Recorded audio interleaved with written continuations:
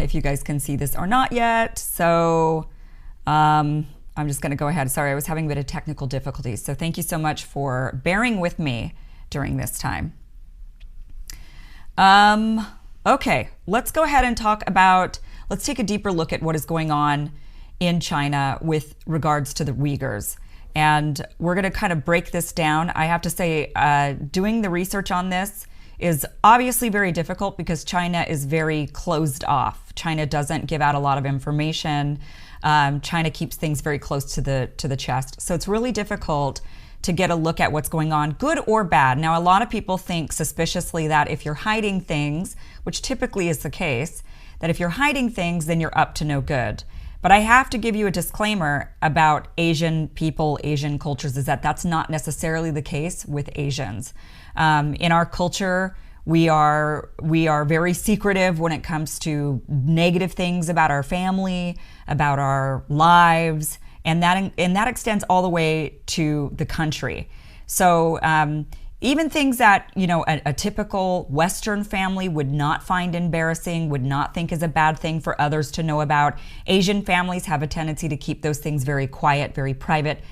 Shame is a big aspect of Asian culture. So you have to understand that part of China's secrecy might not be because they're doing something wrong, but because they're ashamed of what is happening inside of their own country. This is a domestic issue.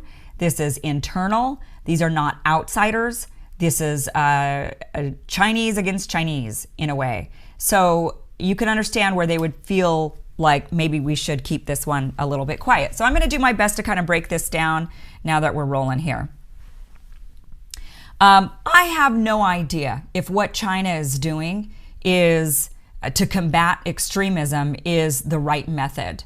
It might be, but it might not be.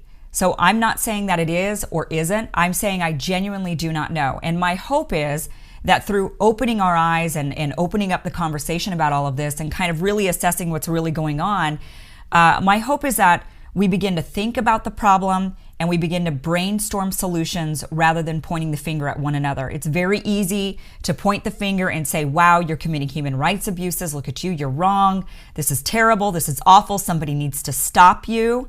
That's a narrative that I think the West really would like to have continue to propagate against China. Somebody must stop you. We must stop you. That's how we get into wars. But my point is, I'm hoping that in opening up this conversation and try to keep an open mind. You might already have your ideas on what's going on over there. You might feel like it's one way or the other.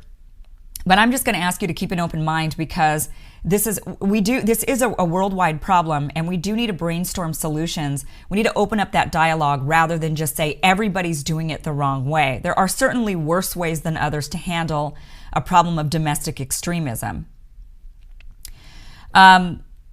So my hope is that we don't end up demonizing China to the point where we usher in another Cold War, or we try to affect regime change in some way, or we sanction them to where it ends up harming the people, and just kind of doing things to them that ultimately put them in a worse off position, like Afghanistan and Libya, for example. So let's go ahead and get started. In order to understand the conflict of the plight or the situation in China in regards to the Uyghurs, we need to know who the Uyghurs are and where they came from.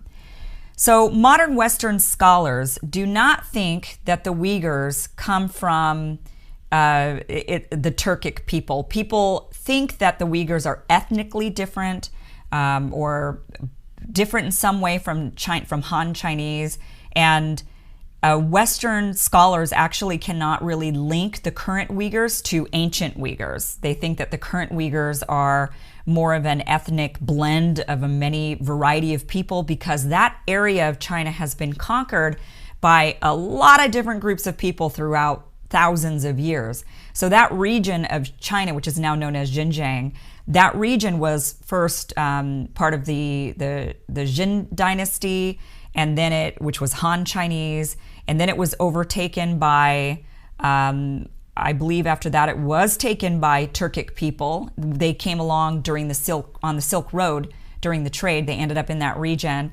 And then the area changed hands and it became under Mongol rule for a really long time. Genghis Khan had control over the region. And then after several hundred years, it went back under Chinese control, under Han Chinese control. And so that region is not really historically, I wouldn't say it belongs to any one people. One of the big questions people have is, are the Uyghurs, this is their homeland, they belong there, the Chinese want that land. You can't really make that claim when it comes to this particular region.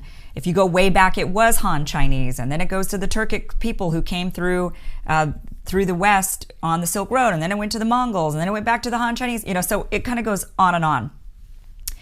So modern Western scholars do not think they can actually ethnically link these current Uyghurs to the ancient Uyghurs. They believe what happened over time was that conquerors came. So when the Turkic people came, they ended up conquering the people that were there, the Uyghur people, or there's just so many different groups of people. Trying to study that region historically is very, very challenging. There's a whole book on it. And they, usually the people in power or the people who are subjugated by the people in power end up adopting the culture, end up adopting the language, end up adopting the religion. And that's what they believe is the current Uyghur people are people who were maybe oppressed, subjugated, or a blend of the people, because over hundreds of years, people intermixed. Various different people came around the world and intermixed in that region. And the current modern Uyghur people adopted a culture, adopted a language, and even adopted a religion that wasn't historically theirs necessarily. It depends on what you think of that, on how you categorize what's historical. We do know that the Uyghur people were Buddhist until about 930, and then that's when there was the bringing in of Islam to the Uyghur people. Now, the Uyghur people have historically been Hanafi. They're Sunni Muslims, and they practice under the school of Hanafi. Most of them now, so that was sort of traditional, most of them now are Sufi, which is more of a mystical version of Islam. However, there has been a recent push, and modern recent Uyghurs are actually, many, not all of them by any means. The majority are Sufis. The majority are Sunni Muslims, Sufis. They're not at all Wahhabists, but there has been an influx of Wahhabism into the region. And this started, you kind of have to back up a little bit going into the 1920s. So the 1920s through the 1940s, China and Russia, you've got the big world powers that are vying for imperialism. They're trying to march around the world and take over a lot of places. And Russia, the USSR, Stalin was one of those people. And in the 20s and the 40s, through the 40s, Stalin was supporting uprisings of separatist movements that were going on in that region of Xinjiang. The Turkic people had that region for a while, mixed with Han people, and China came in again and sort of reconquered the area. And there were some people that did not want to be part of China. However, there was a large group of Muslim Chinese who did want that region to be part of China. They actually battled each other, so it was Muslim on Muslim fighting.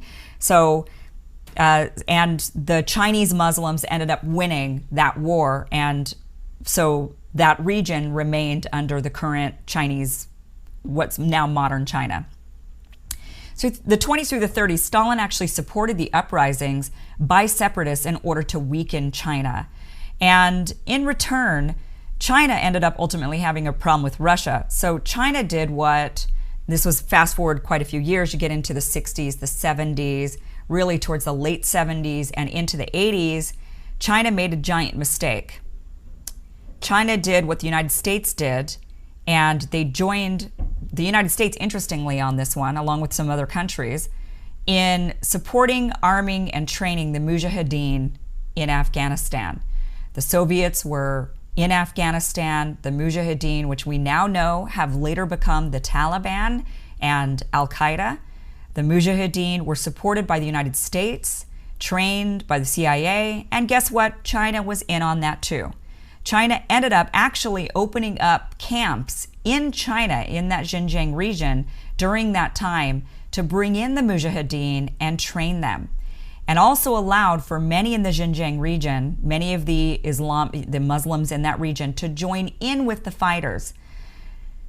I don't know if the United States or if China back in the late 70s, early 80s really understood what that was going to ultimately lead to. I don't know if they really understood that these were, that this form of Islam, this Wahhabism, would end up being so radical and causing as much harm as it has throughout the Middle East and throughout Asia. And even here in the United States, we've of course had some attacks.